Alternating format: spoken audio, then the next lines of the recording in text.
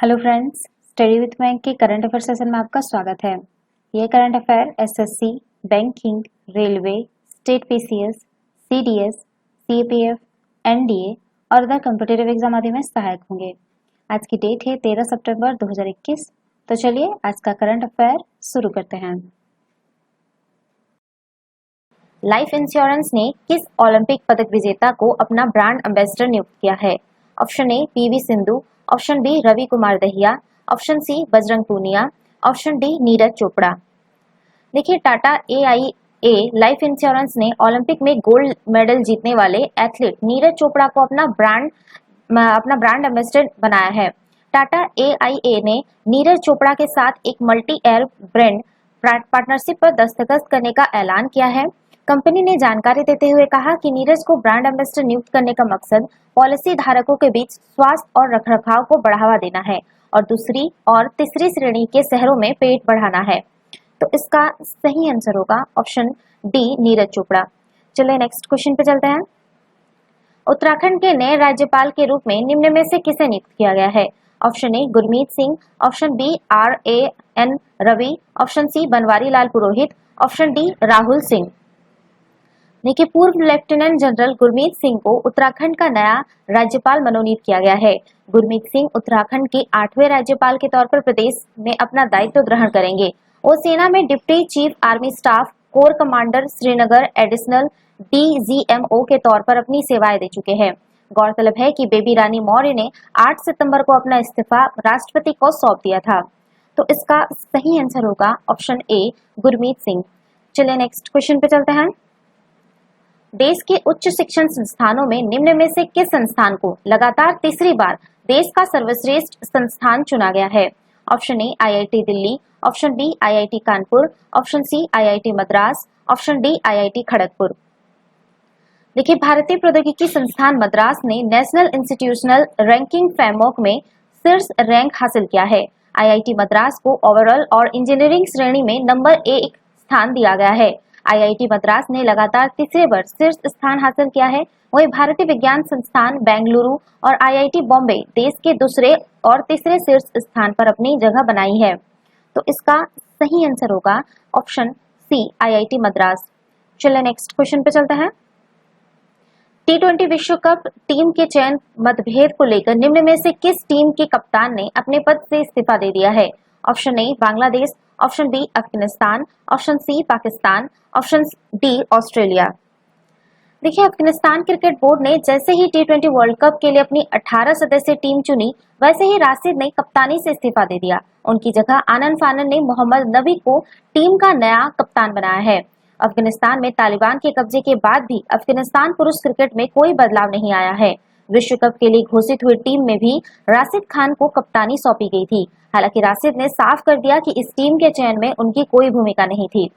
तो इसका सही आंसर होगा ऑप्शन बी अफगानिस्तान। चलिए नेक्स्ट क्वेश्चन पे चलते हैं। विश्व आत्महत्या रोकथाम दिवस निम्न में से किस दिन मनाया जाता है?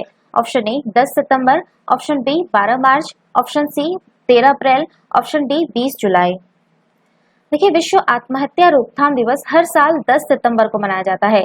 बदलते लाइफस्टाइल और खुद के लिए समय की कमी लोगों में अवसाद का कारण बन रही है।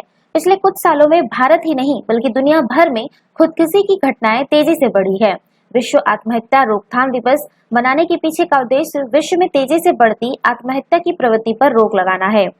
तो इसका जो सही आंसर होगा वो होगा आपका ऑप्शन ए 10 सितंबर। चलिए नेक्स्ट क्वेश्चन पे चलते हैं। हाल ही में पंजाब का राज्यपाल निम्न में से किसे नियुक्त किया गया है? Option A Jagdish Mukhi, option B Gurmeet Singh, option C Baby Rani Maurya, option D Banwari Lal Purohit. देखिए, राष्ट्रपति रामनाथ कोविंद ने बनवारी लाल पुरोहित को पंजाब का स्थायी राज्यपाल नियुक्त किया है। इसके साथ ही लेफ्टिनेंट जनरल गुरमीत सिंह को उत्तराखंड का राज्यपाल नियुक्त किया गया है। असम के राज्यपाल जगदीश मुखी को नागालैंड के राज्यपाल का अतिरिक्त प्रभार दिया गया है। तो इसका सही आंसर होगा ऑप्शन डी बनवारी लाल पुरोहित। चलिए नेक्स्ट क्वेश्चन पे चलते हैं।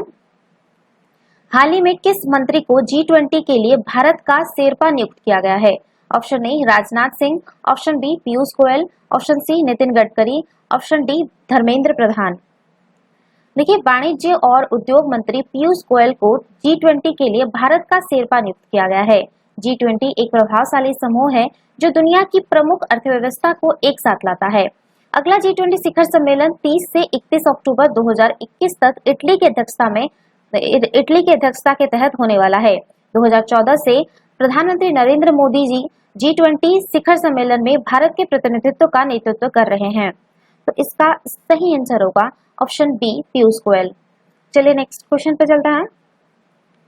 भारत सरकार और एशियाई विकास बैंक ने 8 सितंबर 2021 को महाराष्ट्र में ग्रामीण संपर्क का विस्तार करने के लिए कितने मिलियन डॉलर के ऋण पर हस्ताक्षर किए हैं? Option A 200 million dollar, option B 100 million dollar, option C 300 million dollar, option D 500 million dollar.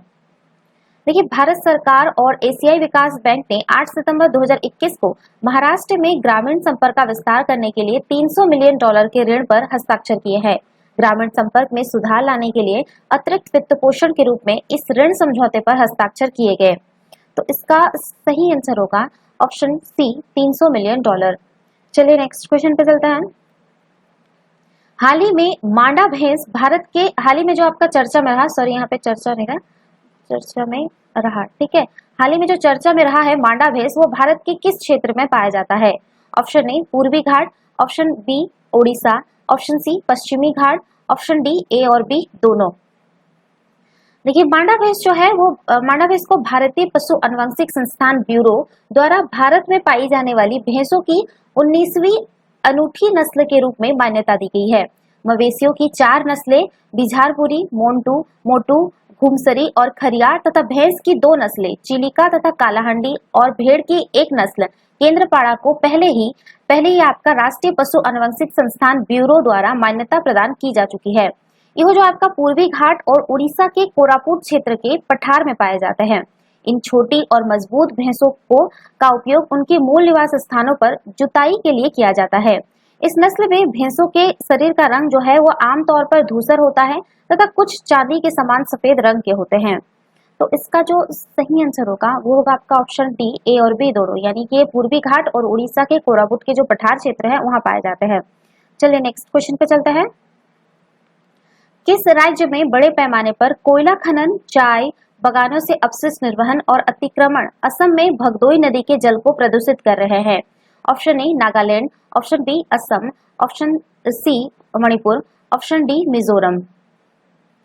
देखिए, आपके नागालैंड में बड़े पैमाने पर जो है कोयला खनन, चाय बागानों से अपशिष्ट निर्वहन और अतिक्रमण असम में भगदोई नदी के जल को प्रदूषित कर रहे हैं। वर्ष 2019 में पर्यावरण, वन और जलवायु परिवर्तन मंत्रालय ने भगदोई को असम की सबसे प्रदूषित नदियों में से एक और देश की प्रदूषित नदियों में 391वीं घोषित किया है। यो नागालैंड के मोकोंगचुंग से निकलती है, जहां इसे सुजेनयोंग नाला के नाम से जाना जाता है और यह ब्रह्मपुत्र नदी की दक्षिणी तट से जुड़ने वाली सहायक नदी है। यह एक अंतरराज्यीय नदी है, यानी कि आपका असम और नागालैंड के बीच बहती है और ब्रह्मपुत्र के संगम के साथ धनसिरी नदी में मिलती है। तो इसका जो सही आंसर होगा वो होगा आपका ऑप्शन ए, नागालैंड। तो ये था इसके करंट अफेयर। वीडियो पसंद आए तो लाइक, शेयर और कमेंट करना ना भूले, साथ ही साथ चैनल को सब्सक्राइब करना ना भूले। Thanks for watching, have a nice day, take care.